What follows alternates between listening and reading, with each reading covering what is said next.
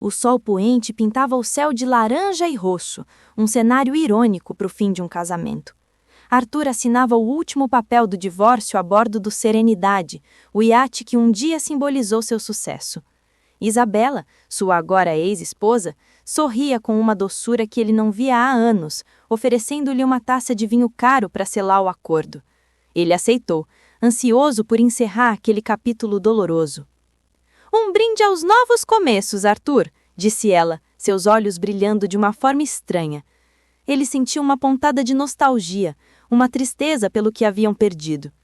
O vinho desceu suave, mas carregava um amargor sutil que ele ignorou, atribuindo ao peso do momento. A conversa fluiu de maneira superficial, evitando as minas terrestres do passado recente que os levaram até ali. Ela falou sobre seus planos, uma longa viagem pela Europa para se redescobrir. Arthur mal ouvia, perdido na brisa salgada e no balanço suave do iate. Ele se sentia exausto, não apenas pelo divórcio, mas por anos tentando salvar algo que já estava morto. A sensação de paz que ele esperava sentir com a assinatura dos papéis não veio, substituída por um cansaço avassalador. Isabela se levantou e pegou um objeto longo embrulhado em couro. "Um presente de despedida", ela disse, entregando-o a ele. "Para você desbravar seu novo mundo." Era um facão, pesado e bem feito, com um cabo de madeira polida. Arthur achou o presente bizarro, mas agradeceu sem pensar muito. Era apenas mais uma das excentricidades de Isabela, ele supôs. De repente, uma sonolência profunda tomou conta de seu corpo. Sua cabeça ficou pesada, as palavras dela se tornaram um zumbido distante e o horizonte começou a girar violentamente. Ele tentou se levantar, mas suas pernas não obedeceram ao seu comando. O mundo ao seu redor parecia derreter, as cores se misturando em um borrão disforme e sem sentido. Ele viu o sorriso de Isabela se transformar em algo frio, calculista, desprovido de qualquer emoção. Foi a última imagem que sua mente registrou, antes da escuridão total o engolir. Ele não sentiu o impacto quando seu corpo foi arrastado pelo convés, nem o baque surdo ao ser jogado na areia úmida da praia. O último pensamento consciente não foi de raiva ou medo, mas de uma profunda e amarga confusão. Ele tentou chamar o nome dela, mas apenas um murmúrio ininteligível escapou de seus lábios. O som das ondas se tornou seu único companheiro, enquanto a consciência o abandonava por completo, deixando-o à mercê do destino que ela havia escolhido para ele. A primeira coisa que Arthur sentiu foi a areia áspera contra o rosto e o sol impiedoso queimando sua pele. Sua cabeça latejava com uma dor lancinante e sua boca estava seca como um deserto. Ele se sentou com dificuldade, a visão turva focando lentamente na paisagem ao redor. Uma praia de areia branca, coqueiros se inclinando para o mar e uma densa parede de vegetação verde logo atrás dele. O iate havia sumido. O oceano azul se estendia até o infinito, vasto e vazio. Não havia sinal de barcos, de terra, de civilização.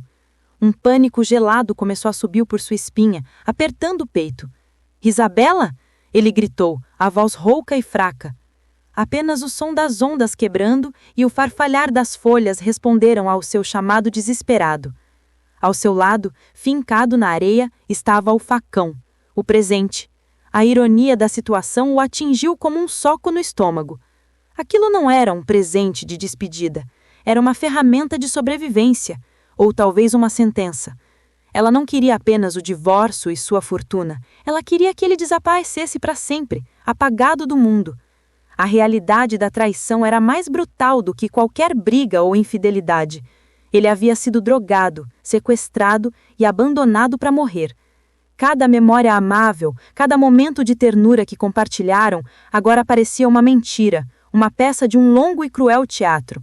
A dor no coração era mais aguda do que a dor na cabeça.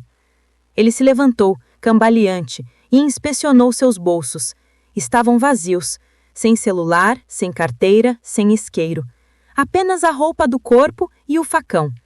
Ela havia planejado tudo meticulosamente, deixando-o com o mínimo necessário para uma morte lenta e agonizante. Uma pequena chance para que a culpa não fosse tão direta. Uma morte por causas naturais. Com o facão na mão, A arma do seu abandono se tornou sua única aliada. O peso do aço era confortante, real. A raiva começou a borbulhar sob o pânico, uma brasa quente em meio ao gelo do desespero. Sobreviver não era mais uma opção, era uma obrigação. Ele iria sobreviver para entender o porquê e para um dia, de alguma forma, confrontá-la. O primeiro passo era encontrar água. A sede era uma inimiga imediata e implacável. Ele se virou para a selva densa, a escuridão verde que prometia tanto perigo quanto salvação. Com o facão empunhado, o homem deu o primeiro passo para longe da praia, deixando para trás os restos da sua vida antiga e adentrando o desconhecido. A selva era uma barreira impenetrável, um emaranhado de vinhas, raízes e folhas largas que bloqueavam a luz do sol. O ar era úmido e pesado, dificultando a respiração. Arthur usou o facão para abrir caminho, os golpes desajeitos no início, mas ganhando ritmo conforme a necessidade se impunha. Cada passo era uma batalha contra a natureza e contra a fraqueza do seu próprio corpo. A sede era torturante. Sua garganta arranhava e sua mente começava a pregar peças, fazendo-o ver poças d'água que desapareciam quando ele se aproximava. Ele se lembrou de documentários que assistira, buscando fragmentos de conhecimento sobre sobrevivência. Água era a prioridade. Sem ela, ele não duraria mais do que alguns dias sob aquele sol escaldante. Ele se concentrou nos sons, ignorando os zumbidos de insetos desconhecidos. Ele procurava pelo som de água corrente, um riacho, uma cascata, qualquer coisa. O silêncio da ilha era quebrado apenas pelos seus próprios grunhidos de esforço e pelos gritos de pássaros exóticos que o observavam de cima, como juízes do seu destino iminente. Depois de que pareceram horas, quando suas pernas tremiam e a tontura ameaçava derrubá-lo, ele ouviu um gotejar sutil, quase imperceptível.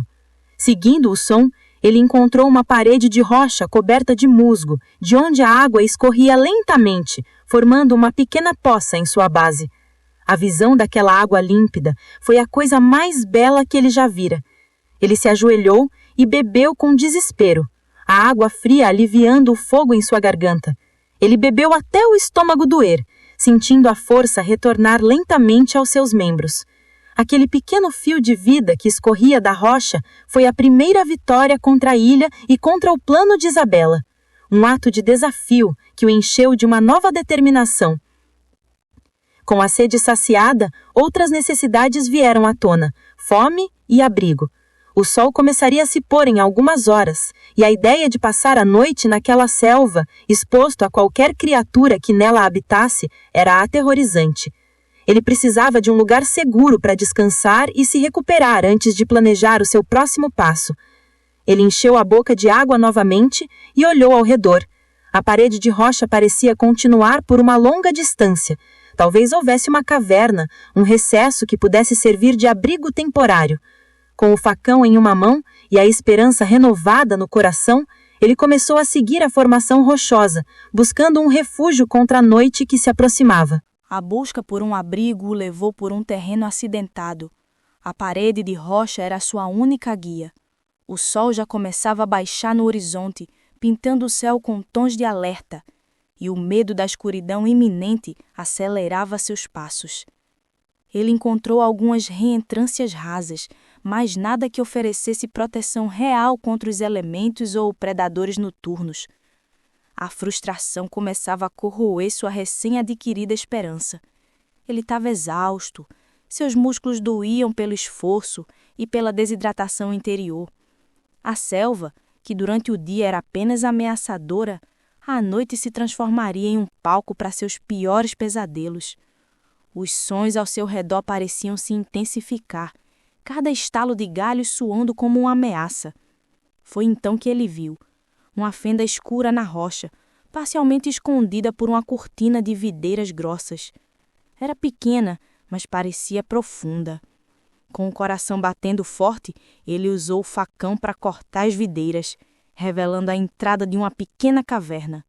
Não era grande, mal o suficiente para ele se deitar, mas era um abrigo, era um lar. O interior era úmido e cheirava a terra molhada, mas estava seco. Ele inspecionou o local com cuidado. usando o facão para cutucar os cantos escuros, garantindo que não estava invadindo o território de nenhuma criatura. Estava vazia. Um alívio imenso inundou e ele quase caiu de joelhos pela exaustão e pela gratidão que sentiu naquele momento. Ele arrastou folhas de palmeira e galhos secos para a entrada, criando uma barreira improvisada. Não impediria um animal grande, mas ofereceria um aviso e um pouco de paz de espírito. Sentado na escuridão fria de sua nova casa, ele se permitiu sentir o peso de tudo o que havia acontecido. A solidão era uma presença física, esmagadora. Lágrimas silenciosas escorreram por seu rosto sujo. Não eram lágrimas de autopiedade, mas de raiva e perda. Ele pensou em Isabela, em sua traição calculada, e um fogo gélido se acendeu em seu peito. Ela o subestimara. Ela pensou que ele seria apenas mais um homem de negócios, fraco e incapaz de sobreviver fora de seu mundo de luxo. Ele enxugou as lágrimas com as costas da mão. A noite caiu completamente, trazendo consigo uma sinfonia de sons estranhos e assustadores da selva. Mas dentro de sua caverna, protegida pela rocha, ele se sentia seguro. Ele não iria apenas sobreviver. Ele iria prosperar. E um dia ele voltaria. Essa promessa se tornou sua única razão para continuar. As noites eram frias. O frio se infiltrava nos ossos, tornando o sono intermitente e cheio de pesadelos. Mais do que o calor, Arthur ansiava pela luz. O fogo representava a segurança, a capacidade de cozinhar, de purificar a água e, acima de tudo, de afastar as criaturas que se moviam na escuridão. Era o próximo passo crucial em sua jornada de sobrevivência. Ele passou os dias seguintes reunindo materiais. Juntou madeira seca de diferentes espessuras, de galhos finos a troncos maiores. Procurou por isca, como cascas de árvores fibrosas e ninhos de pássaros abandonados. Cada tarefa era metódica, um contraponto à desordem de seus pensamentos. O trabalho manual mantinha o desespero afastado, dando-lhe um propósito diário. Ele tentou o método de fricção, usando um galho duro contra um pedaço de madeira macia. Suas mãos ficaram em carne viva, cobertas de bolhas e farpas. A fumaça aparecia, um fio tênue de esperança, mas a brasa teimava em não se formar. A frustração o consumia, e mais de uma vez ele jogou as ferramentas improvisadas longe, gritando para a selva indiferente. A imagem de Isabela sentada confortavelmente em algum hotel de luxo o assombrava durante cada tentativa fracassada. Ela provavelmente estava rindo, imaginando-o fraco e derrotado. Essa imagem, em vez de quebrá-lo, alimentava sua determinação. Cada bolha na sua mão, cada gota de suor, era um tijolo na construção da sua vingança. Ele não lhe daria a satisfação de morrer. Em uma tarde, exausto e quase desistindo, ele se lembrou de uma técnica diferente. Usando o facão, ele criou um pequeno buraco em um pedaço de madeira e começou a girar um galho com um arco improvisado, feito com um cipó e um galho flexível. A velocidade e a pressão eram muito maiores.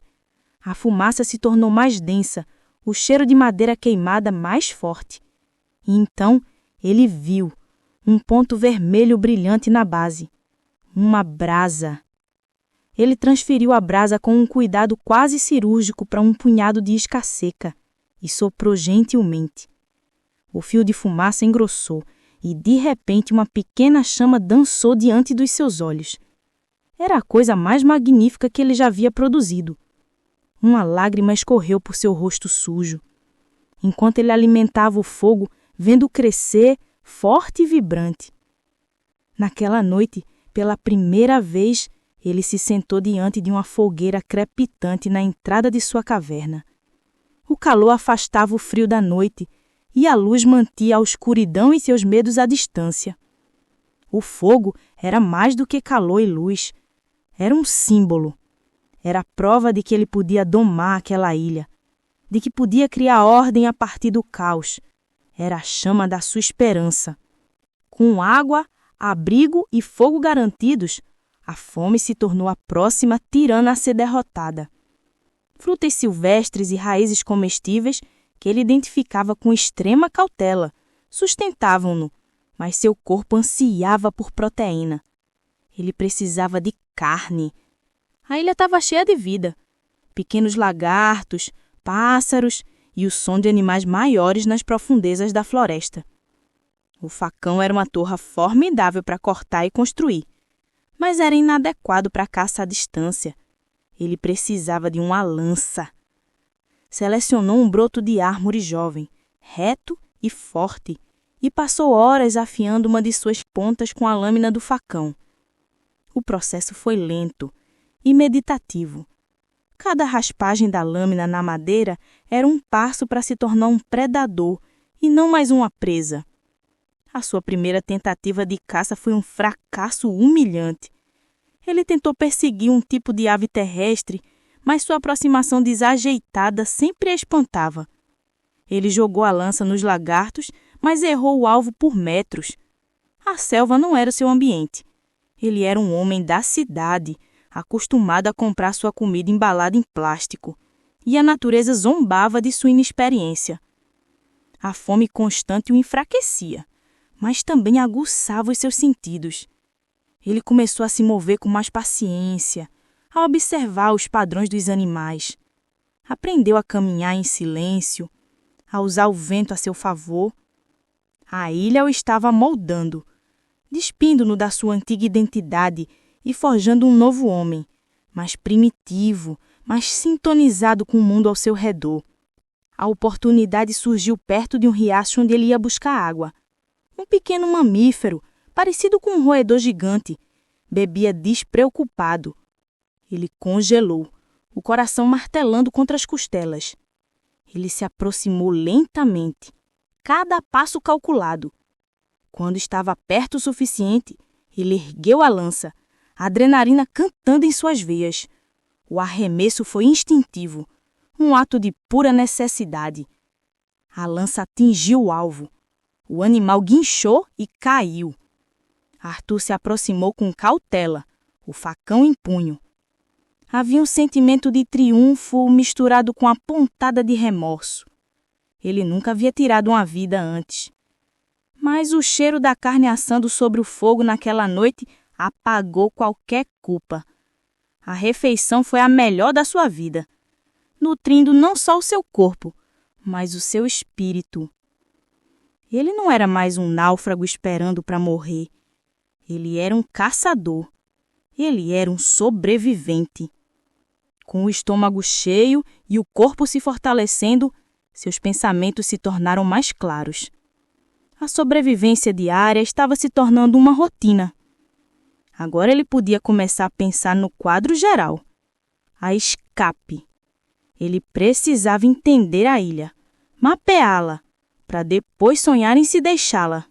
Com as necessidades básicas sob controle, a mente de Arthur encontrou espaço para vaguear. A solidão, antes um medo abstrato, tornou-se uma companheira constante e opressiva.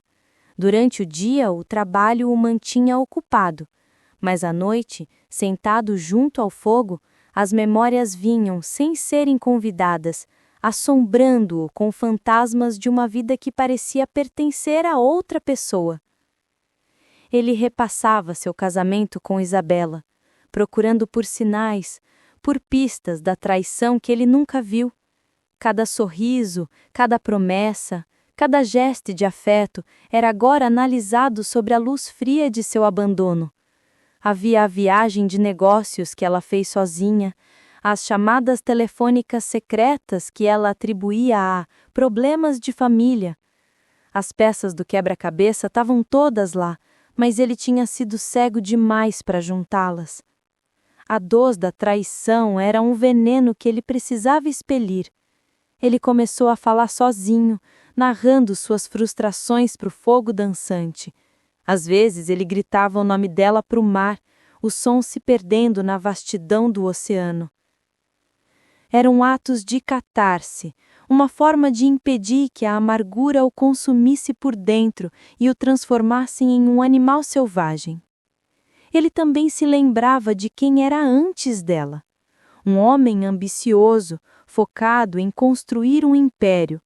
Talvez tenha sido essa sua falha. Ele se concentrou tanto nos negócios, em dar a ela uma vida de luxo, que se esqueceu de prestar atenção na mulher com quem dividia a cama. A culpa, sutil e insidiosa, tentava fincar raízes em sua mente, mas ele a arrancava com fúria. Nada justificava o que ela fez. Em uma de suas explorações, ele encontrou uma pequena enseada escondida. A beleza do lugar era de tirar o fôlego, com águas cristalinas e areia fina. Ele se sentou em uma rocha e observou o pôr do sol, a mesma cena que presenciou no iate antes de sua vida desmoronar. Mas agora, a visão não trazia paz, apenas uma lembrança dolorosa do quão falsa sua vida havia sido. Ele percebeu que precisava deixar o passado para trás se quisesse ter um futuro. A raiva era um combustível útil, mas a obsessão com a traição era uma âncora que o manteria preso àquela ilha para sempre. Mesmo que ele escapasse fisicamente, ele precisava se concentrar no agora, no que estava à sua frente. Ele não era mais o marido traído, o CEO caído. Ele era o homem que fez fogo com as próprias mãos, o homem que caçou sua própria comida e encontrou abrigo na rocha. Ele estava se tornando alguém que Isabela jamais reconheceria. Com essa nova clareza, ele se levantou. A ilha não era apenas sua prisão, era seu campo de treinamento. Estava na hora de explorar cada centímetro daquele lugar e encontrar uma saída. A decisão de mapear a ilha marcou uma mudança fundamental na mentalidade de Arthur. Ele passou de um modo de sobrevivência reativo para uma estratégia proativa. Todos os dias ele se aventurava um pouco mais longe da sua caverna, usando o facão para marcar árvores e criar trilhas, garantindo que sempre pudesse encontrar o caminho de volta para seu refúgio seguro. A ilha era maior e mais diversa do que ele imaginava. Ele descobriu um riacho de água doce que serpenteava pelo interior, uma fonte muito mais confiável do que a água que escorria da rocha. Seguir o riacho o levou a uma pequena cachoeira que caía em uma lagoa cristalina, um lugar de beleza serena, que contrastava fortemente com a brutalidade da sua situação. Ele encontrou novas fontes de alimento, árvores carregadas de frutas que pareciam uma mistura de manga e mamão, e uma área onde os caranguejos eram abundantes durante a maré baixa. Cada descoberta era registrada em sua mente, um mapa mental de recursos que tornava sua existência um pouco mais segura, um pouco mais fácil. Ele estava aprendendo a ler a linguagem da ilha. O terreno também apresentava desafios.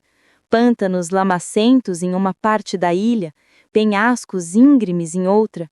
Ele aprendeu a se mover com cuidado, testando cada passo, ciente de que uma injúria grave, como um tornozelo quebrado, seria uma sentença de morte. O perigo constante o mantinha alerta, seus sentidos mais aguçados do que nunca. O ponto mais alto da ilha era um pequeno vulcão adormecido em seu centro. A subida foi árdua, levando um dia inteiro de escalada e cortes com o facão. Mas a vista do topo valeu cada gota de suor. De lá ele pôde ver a ilha inteira, sua forma, suas praias, seus recifes. E, mais importante, ele pôde ver o vasto e ininterrupto oceano em todas as direções. A visão foi ao mesmo tempo inspiradora e desolante. A imensidão do mar reforçou o quão isolado ele estava, quão pequena era sua chance de ser encontrado por acaso. Qualquer esperança de resgate rápido morreu naquele cume. Se ele quisesse sair dali, teria que ser por seus próprios meios. A visão do oceano não era um convite, era um desafio. Descendo a montanha, sua determinação se solidificou. Ele agora conhecia sua prisão. Ele sabia onde encontrar comida, água e abrigo. Ele sabia os perigos e os caminhos seguros. A ilha não era mais um inimigo desconhecido. Era o seu território. E agora, com esse conhecimento, ele podia começar a planejar a parte mais audaz do plano: construir uma forma de escapar. Em uma de suas expedições ao lado mais rocoso e varrido pelo vento da ilha, Arthur fez uma descoberta que mudou tudo.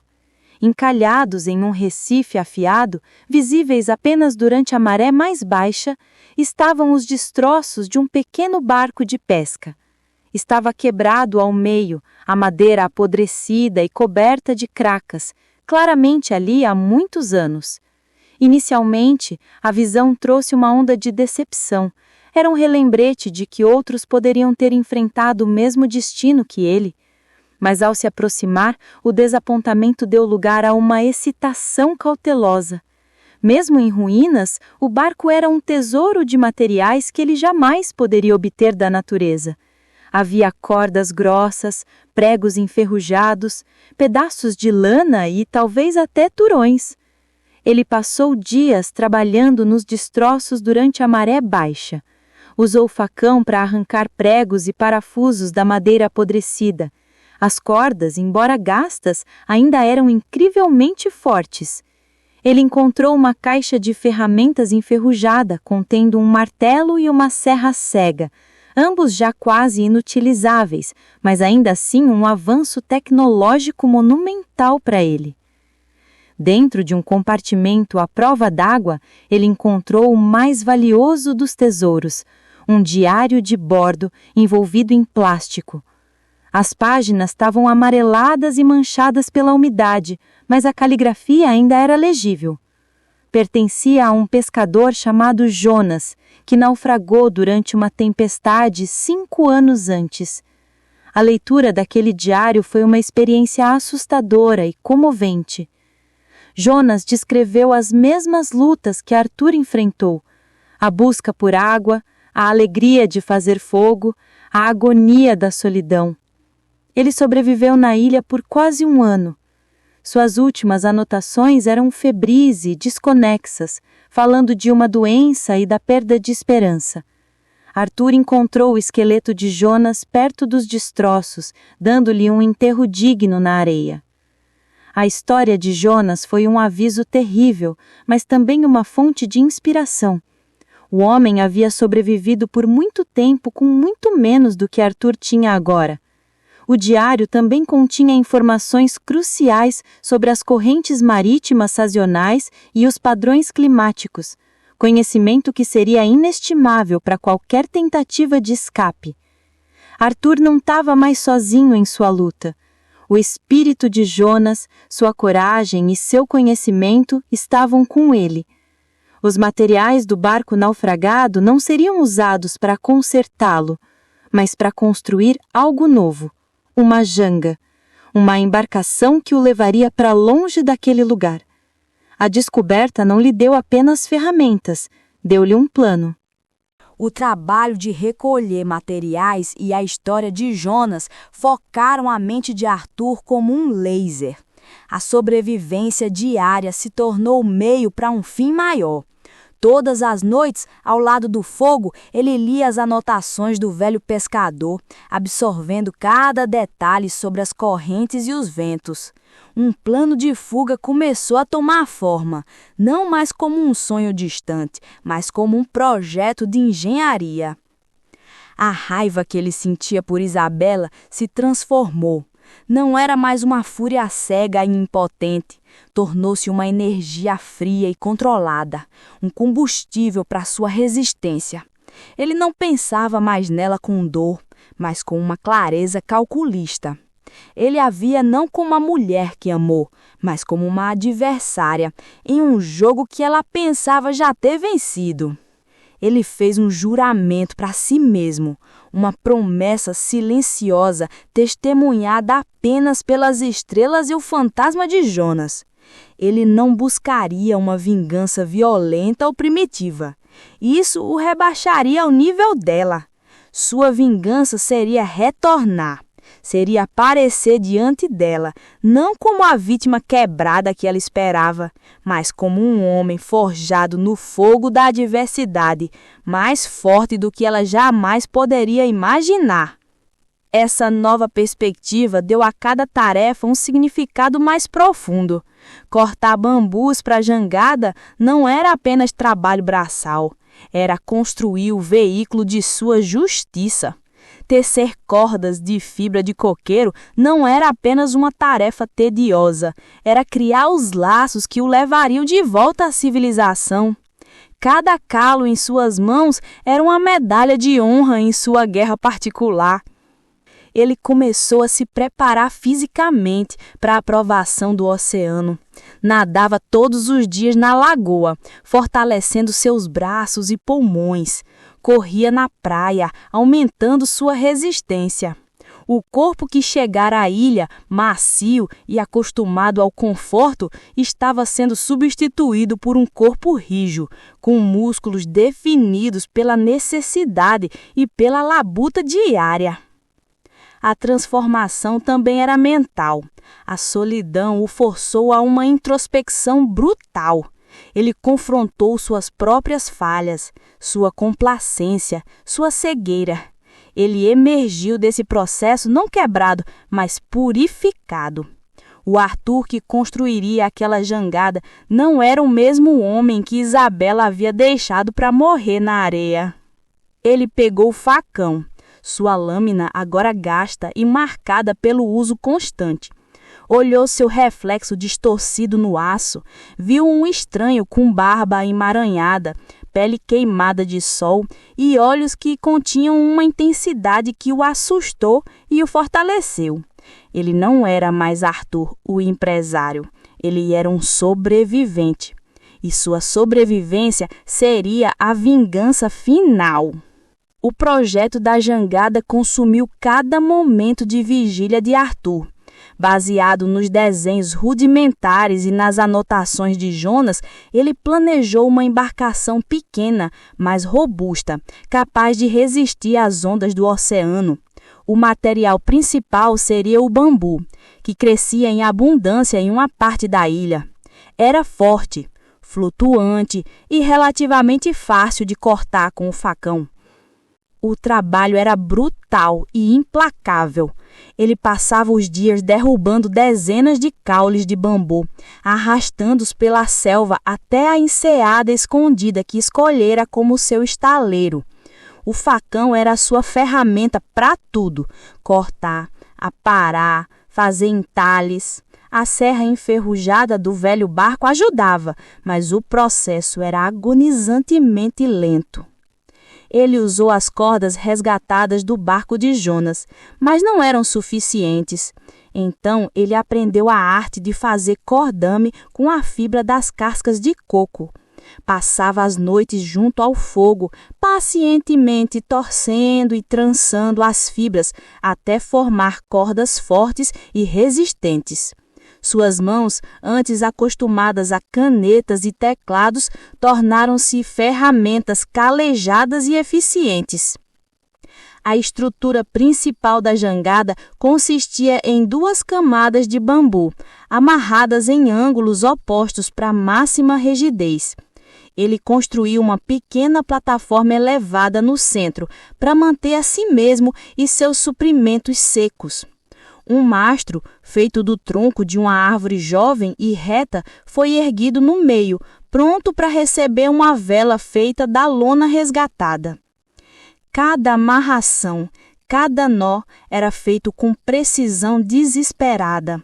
Um simples erro, uma só corda mal amarrada, poderia significar a diferença entre a liberdade e uma tumba no fundo do oceano.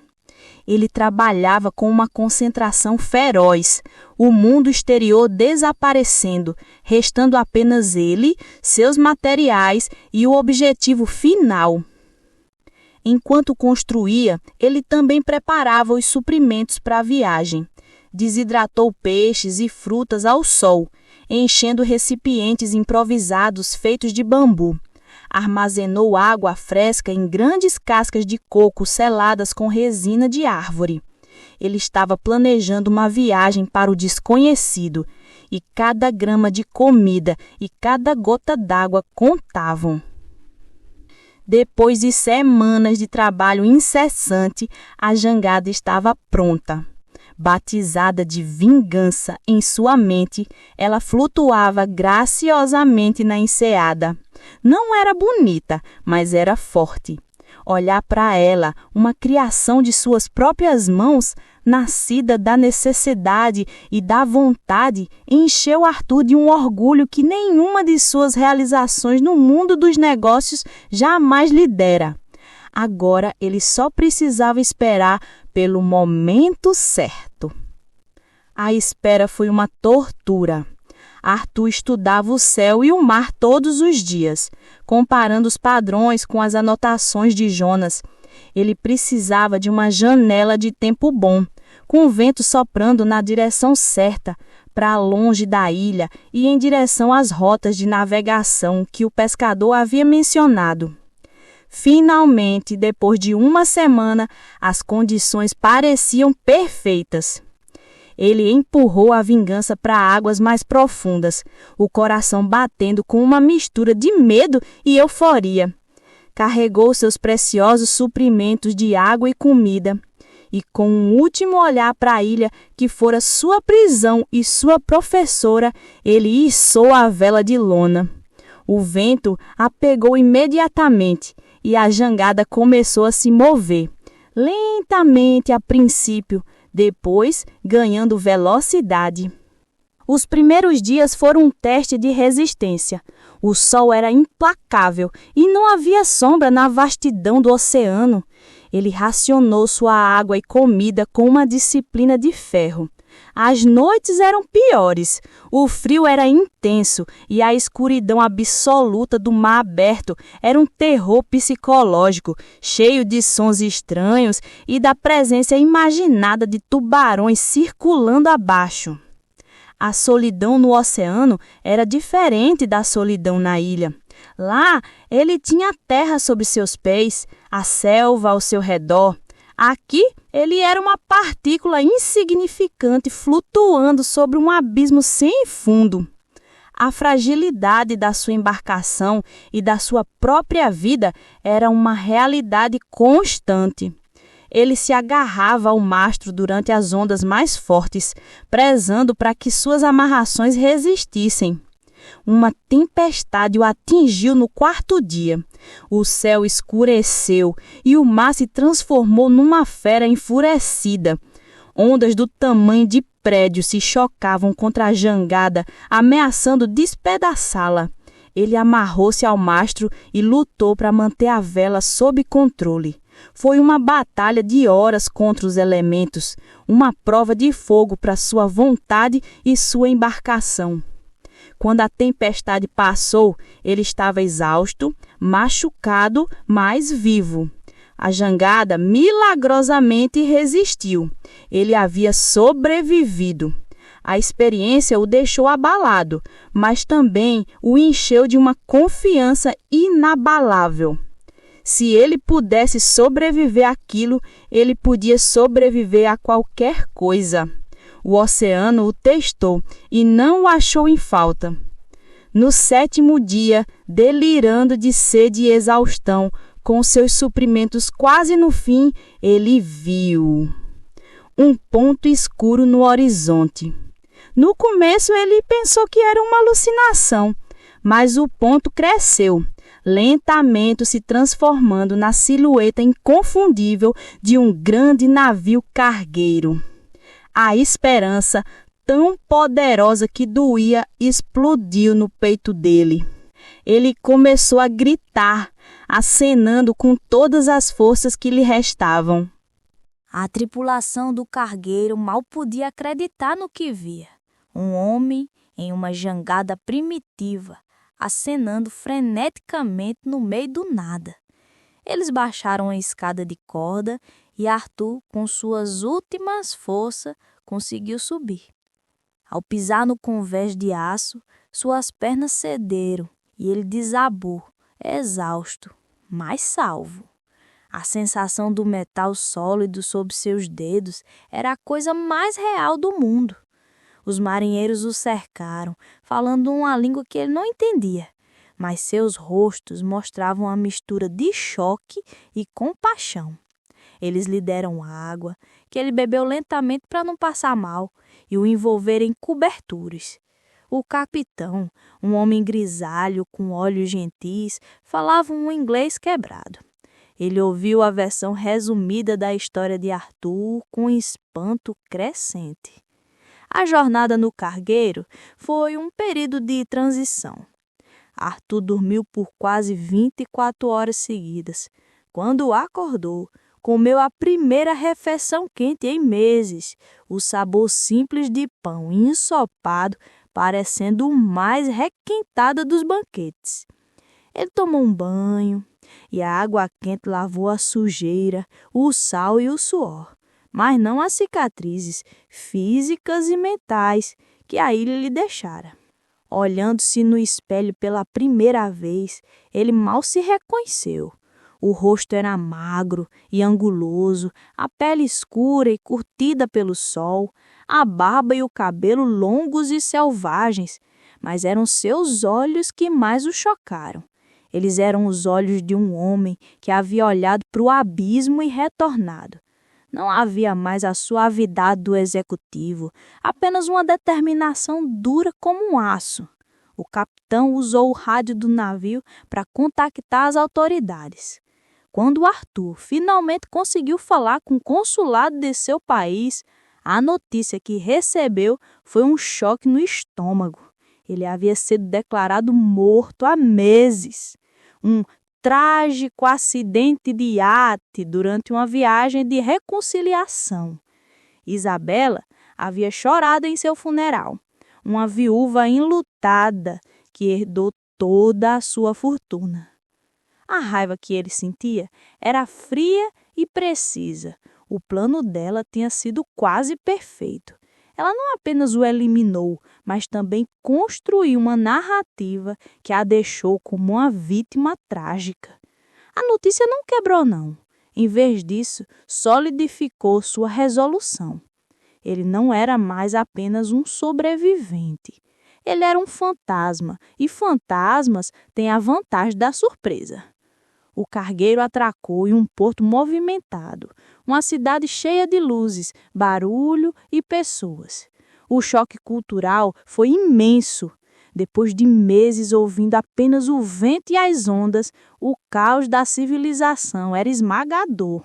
Mas ele não se deixou intimidar, não. Com a ajuda do capitão e do consulado, ele iniciou o processo de provar quem era ele. O jogo estava prestes a virar. Voltar à sua cidade foi como entrar numa realidade paralela. O mundo havia seguido em frente sem ele. O nome dele estava numa lápide de mármore, num cemitério bem cuidado.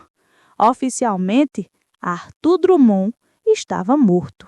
Essa situação, embora frustrante, se tornou sua maior arma. Ele podia se mover nas sombras, observar e planejar sem que ninguém soubesse de sua existência. Com a ajuda de um advogado de confiança dos seus tempos de empresa, um dos poucos que ele sabia que era leal a ele e não ao seu dinheiro, Arthur começou a juntar as peças do quebra-cabeça. Ele descobriu que Isabela não estava sozinha. O cúmplice dela era Marco, o seu ex-sócio e melhor amigo, o homem que ele havia trazido para a empresa e tratado como um irmão. A traição era mais profunda do que ele imaginava. Os dois estavam administrando a empresa dele, vendendo ativos e desviando dinheiro para contas no exterior. Eles estavam destruindo o império que ele passou a vida construindo. Observá-los de longe, vivendo na casa dele, dirigindo os carros dele, gastando o dinheiro dele, alimentava o fogo da vingança. Mas ele aprendeu a paciência na ilha. Ele esperaria pelo momento certo para atacar. Ele usou o anonimato para se aproximar de antigos empregados, pessoas leais que tinham sido demitidas por Marco e Isabela. Ele se apresentou como um investigador particular trabalhando para a família de Arthur Drummond, suspeitando de crime. As pessoas ressentidas com os novos donos falaram. Ele obteve informações sobre transações financeiras suspeitas e documentos falsificados. A aparência dele transformada era um disfarce perfeito. Ninguém o reconhecia. Ele era só mais um rosto na multidão. A experiência na ilha o ensinou a ser invisível, a observar sem ser visto. Ele se movia pela cidade que um dia foi sua. Um predador, tracegando sua presa, coletando evidências, construindo um caso irrefutável contra eles. Ele descobriu o paradeiro do Serenidade. Isabela e Marco tinham vendido, mas antes disso o haviam reformado completamente para apagar qualquer vestígio do que aconteceu. No entanto, um dos trabalhadores da Marina, contactado por Arthur, lembrou-se de ter encontrado vestígios de um poderoso sedativo no sistema de ventilação do quarto principal, algo que ele achou estranho, mas nunca reportou. Era a prova física que ele precisava. Com todas as evidências em mãos, testemunhos, registros financeiros e a prova forense, Arthur estava pronto. Ele não os confrontaria com fúria ou violência, não. Isso seria muito fácil. Ele os destruiria da mesma forma que eles tentaram destruir ele, de forma metódica, fria e completa, usando o sistema que eles acreditavam que tinham manipulado a seu favor. A hora do acerto de conta tinha chegado. O palco para o confronto final foi a reunião anual do Conselho da empresa. Isabela e Marco estavam no auge da arrogância, apresentando um relatório financeiro fraudulento para os acionistas. Eles se sentiam intocáveis, os reis do império roubado. Foi nesse momento que as portas da sala de reuniões se abriram e Arthur entrou, acompanhado pelo seu advogado e por 2 detetives. O silêncio na sala foi absoluto. Os rostos de Isabela e Marco passaram do choque à incredulidade e, finalmente, ao pânico puro. Ele não parecia o homem que eles abandonaram, não. Estava de terno, barbeado, mas seus olhos ainda carregavam a intensidade da ilha. Ele era um fantasma de terno e gravata, e a presença dele era mais aterrorizante do que qualquer monstro. Sentiram minha falta?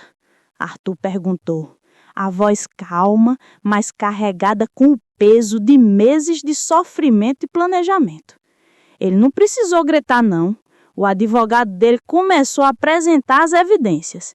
As transferências bancárias ilegais, os documentos falsificados, o testemunho do trabalhador da Marina. Cada palavra era um prego no caixão das mentiras deles. Isabela tentou negar, chamando ele de impostor, mas o teste de DNA que Arthur já havia feito mostrava a identidade dele sem sombra de dúvida. Marco desmoronou. A fachada de empresário bem-sucedido se quebrando para revelar o homem fraco e ganancioso por baixo. A tentativa de assassinato, o abandono, a fraude, tudo veio à tona diante dos olhos chocados do conselho. Os detetives se aproximaram e os prenderam. O olhar que Isabela deu para Arthur enquanto era levada não era de remorso, mas de ódio puro pelo fracasso dele. Ele não sentiu, não. A raiva que o sustentou por tanto tempo se dissipou, substituída por um vazio frio. A tripulação do cargueiro mal podia acreditar no que via. Um homem em uma jangada primitiva, acenando freneticamente no meio do nada.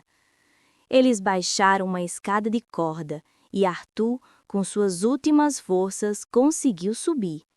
Ao pisar no convés de aço, suas pernas cederam e ele desabou, exausto, mas salvo.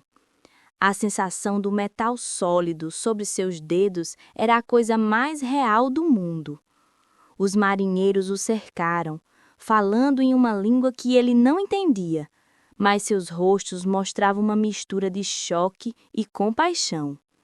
Eles lhe deram água, que ele bebeu lentamente para não passar mal, e o envolveram em cobertores.